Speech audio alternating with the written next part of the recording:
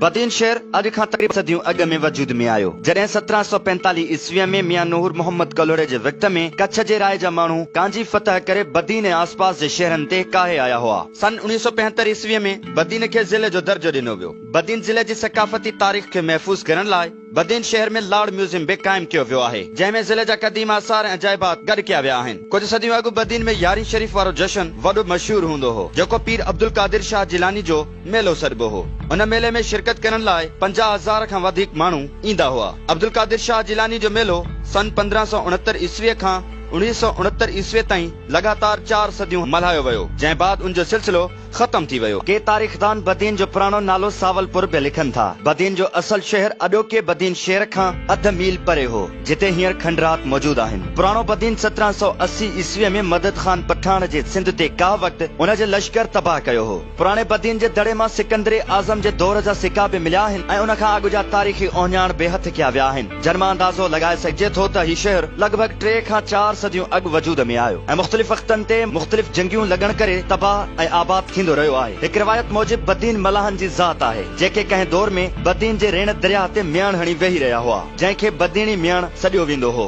जेका मियाण पोइ आहिस्ते आहिस्ते बदीन जे नाले सां मशहूर थी वई। उन करे ई हिन ते हिन शहर जो नालो बदीन पियो। बदीन में गिह अनाज जो सुठो वापार थिए थो। ज़राअत जे लिहाज़ खां ही ज़िलो ॾखिण सिंध जो मर्कज़ आहे। बदीन में कणक, चांवर, कपह, कमंद ऐं गिदरनि जा तमाम सुठा बम्पर फसल थियनि था। ज़िले बदीन जे खडड़ो शहर में गिदरनि जी एशिया में सभ खां वॾी मंडी पिण मौजूद आहे। बदीन ज़िले जी समूरी ज़राअत जो दारोमदार सखर ऐं कोटड़ी बिराजुनि ते आहे। ज़िले जी एराज़ीअ खे पाणी पहुचाइण लाइ फुलेलीअ मां वाह कढिया विया आहिनि। ज़िलो बदीन गैस ऐं तेल जी पूरे मुल्क खे पैदावार ॾिए थो। तक़रीबन 15 खां 20,000 बैरल कचो तेल रोज़ानो कढियो वञे थो। कमनि जी ज्यादा पैदावार सबब हिन ज़िले खे शुगर स्टेट भी चयो वञे थो। हिन ज़िले में 6 शुगर मिलूं आहिनि। बदीन जो सामुंडी किनारो भी कुदरती खज़ाननि सां भरपूर आहे। मच्छी ऐं ॿियनि आबी पखियुनि जे शिकार लाइ हर साल 1.5 करोड़ जो ठीको नीलाम थींदो आहे। बदीन में रजिस्टर्ड वोटनि मां अंगन अखरनि मूजिब हिते मर्दनि जी तादाद 4.25 लख आहे। औरतनि जी तादाद 3.5 लख खां वधीक आहे। सिंध जो अरडो पुट दोदो सूमरो भी हिन ज़िले जे रूपामाड़ी सां तालुक रखे थो। सूमरनि जे सिंध में दौरे हुकूमत में रूपामाड़ी गादी जो हंधु हो। हिन ज़िले खे सिजावल, टंडो मोहम्मद खान, टंडो अलायार, मीरपुर ख़ास ऐं मिठी ज़िला लॻनि था। बदीन में 2 क़ौमी असेंबली जूं सीटूं ऐं 5 सूबाई असेंबली जा तक आहिनि। एशिया जे सभ खां वॾे सिम नाले खे बि हिन ज़िले मां अरबी समुंड में छोड़ कयो वञे थो। हिन ज़िले केतिरनि ई भलोड़ रागियनि,